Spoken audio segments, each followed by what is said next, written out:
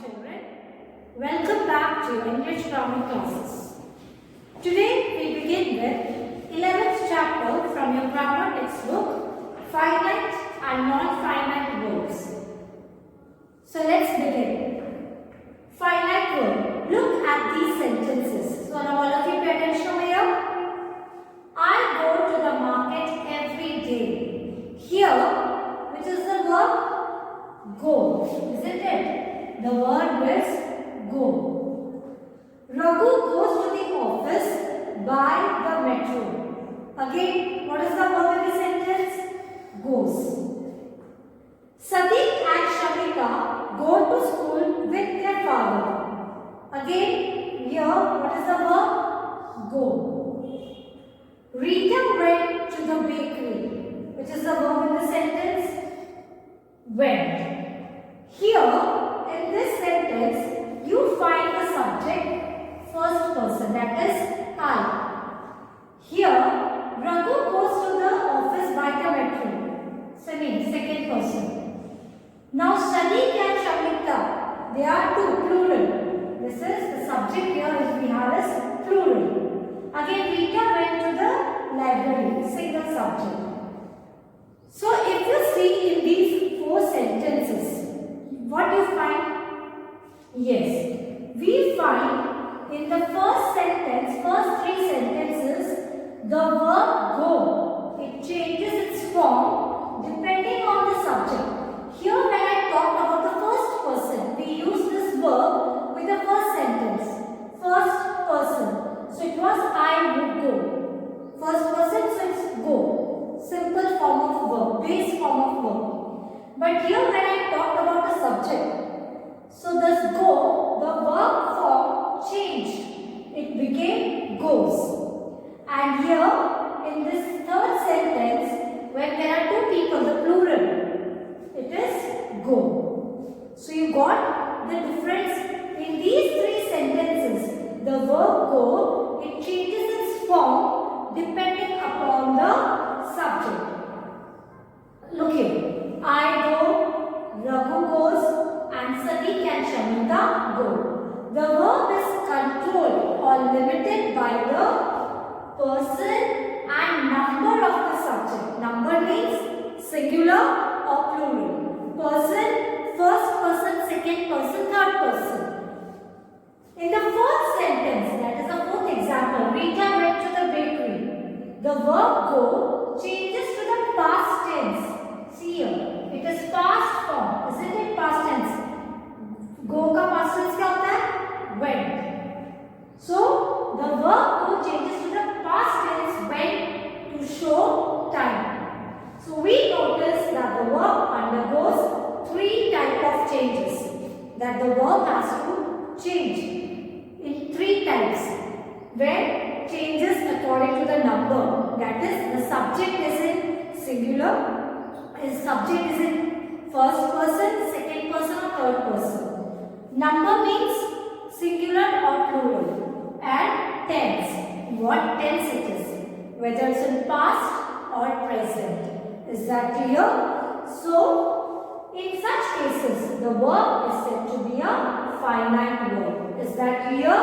So, we can say that if the verb, if in a sentence if a verb changes its form according to person, number or tense, then we can say the verb is in finite form, or we can say it is by their form and function.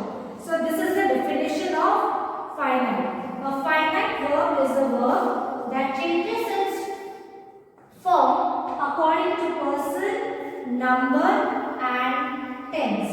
We can recognize finite verbs by their form and function. Is that clear? So you can find out from the verb by according to person, number and tense what it is. If the verb can change, according to person, number and tense, we can say that that verb is in finite form. Got it? Most finite forms form their past tense. Now, mostly finite verb form the past tense by adding be, ed or t. at the end of the verb. However, we know that irregular verbs make their past tense in different ways. Now see, I have already explained you in the first semester what was regular and irregular form of verb. In the 6th standard we have learned regular form and irregular. Regular form means only we have to add D or T to the base form of the verb. And if, like dance, danced, paint, painted. So we are adding D or adding ED to the form past tense. But if we have to change the whole verb, the base form is changed.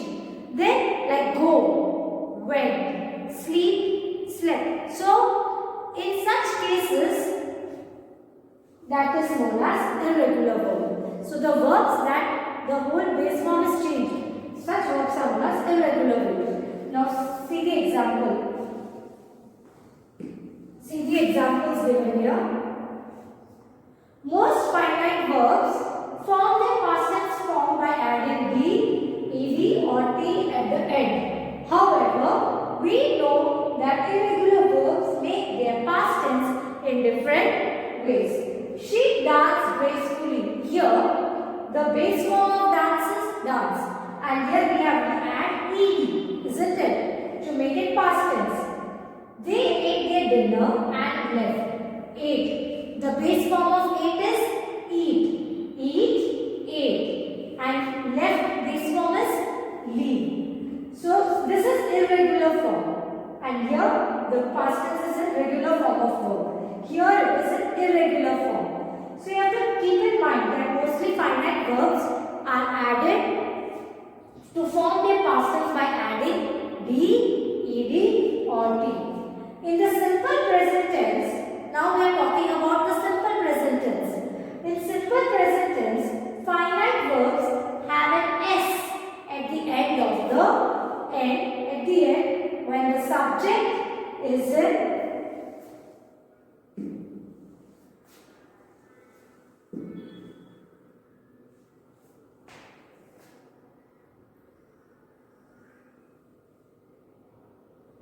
In the simple present tense, finite verbs have an S at the end when the subject is singular.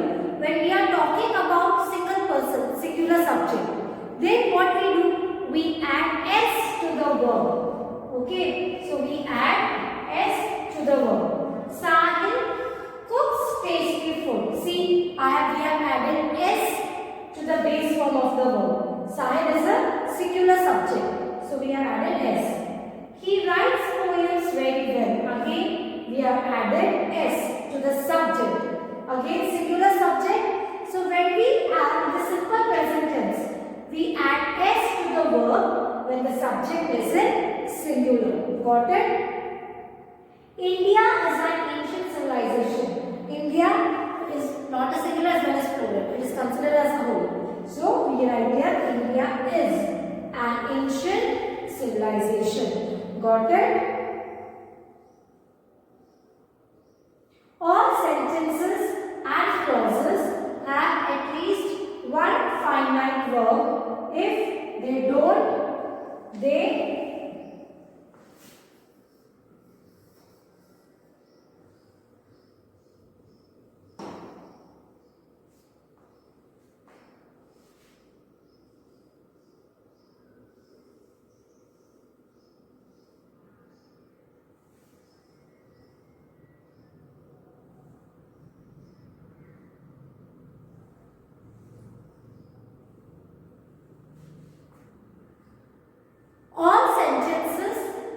clauses have at least one finite verb. If they don't, they will be called phrases. Now mostly all sentences and clauses, they have one finite verb. Now I hope you all understand what is finite verb.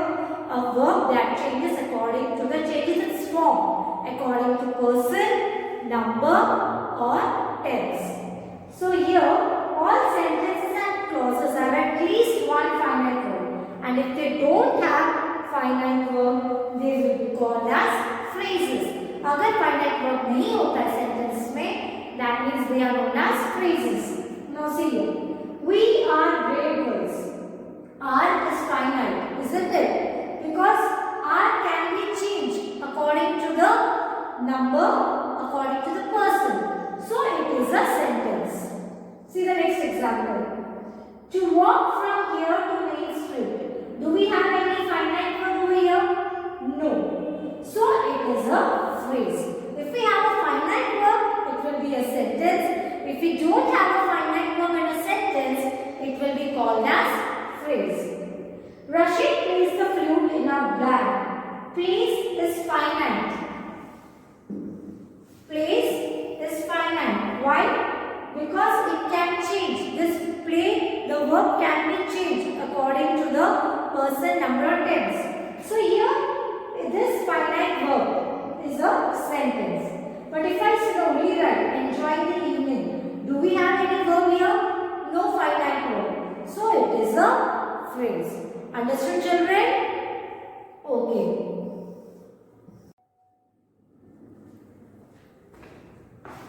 Moving on to next, non-finite verbs. Now read these sentences. They wanted to attend a music concert. They enjoyed watching the show. So these are the two examples.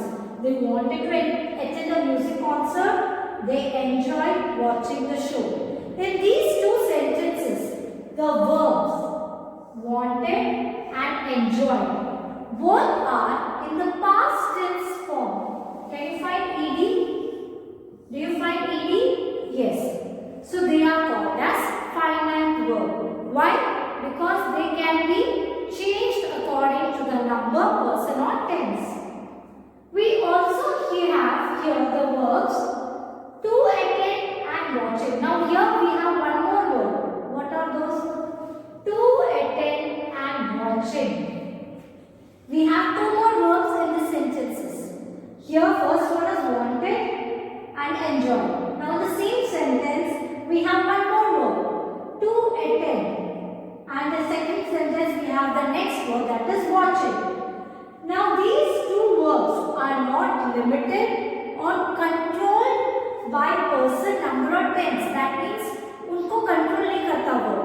Because the main subverb is what? Wanted and enjoyed. These both are finite verbs because इनके हिसाब से the subject changes. The subject can change depending upon the subject, depending upon the number, person or tense. But these two verbs are not controlled or not limited by number, person or tense. They don't change according to the number, person or subject of the tense of the main verb. So, such verbs are said to be non-finite verbs. Now see here. Anis wanted to attend a music concert. Here we have singular subject, Anis wanted to attend a music concert. Now see the second example. They want to attend a music concert. They want to attend. So here it is a present tense we are talking about upon the subject. And Anis enjoyed watching the show. Again, Anis is a singular subject. They enjoy watching the show. Again, present tense. So see the difference. When it was a singular subject, we used wanted. We added ed to attend a music concert. But when we are talking about the present tense, we have written they want to. They enjoy watching the show. So you have to remember verbs that are not limited by tense, person or number are called non-finite verbs. So keep in mind, verbs that are not controlled or limited by tense, person or number are known as non-finite verb. They are not governed. उनको कुछ नहीं देखना है subject क्या है, आगे क्या है. They are not governed by the subject, and hence they do not change their form with person or number. So here see, this watching and to attend, they are not concerned about what is the subject. They are not concerned. कुछ भी हो subject, whether the subject singular or plural or present or past, they are not concerned. Such verbs they do not change. Such verbs are known as non-finite verbs. Neither do they change with changes in tense. So keep in mind one more important point. neither do they change with changes in tense. Non-finite verbs often come after the finite verb in a sentence. देखो यहाँ पर what's the, I'll show you again.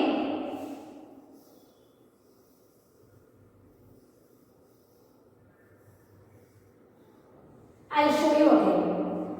Here they wanted to attend a music concert. So which was the finite verb after the subject? This is the finite verb. Okay. They enjoyed watching the show. Again, enjoyed is a finite verb. Now, if I am talking about non-finite verb, what I told you, non-finite verbs always come after the finite verb. Now, this to attend and watching, these two are non-finite verbs. Okay, so finite after non-finite verbs comes after the finite verbs, followed with the finite verb. Sometimes they come at the beginning of the sentence. It's not always. Sometimes, very rarely, it comes before the beginning of a sentence. A sentence cannot be formed only a non-finite verb. Now see the example. Arun asked Ratan to make some coffee. Arun asked. Asked is a finite verb. To make, non-finite verb. Ranu enjoys painting pictures. Enjoys, finite verb. Painting, non-finite verb. Swimming is his hobby. Swimming is his hobby. So in these sentences, very often non-finite verbs often comes after the finite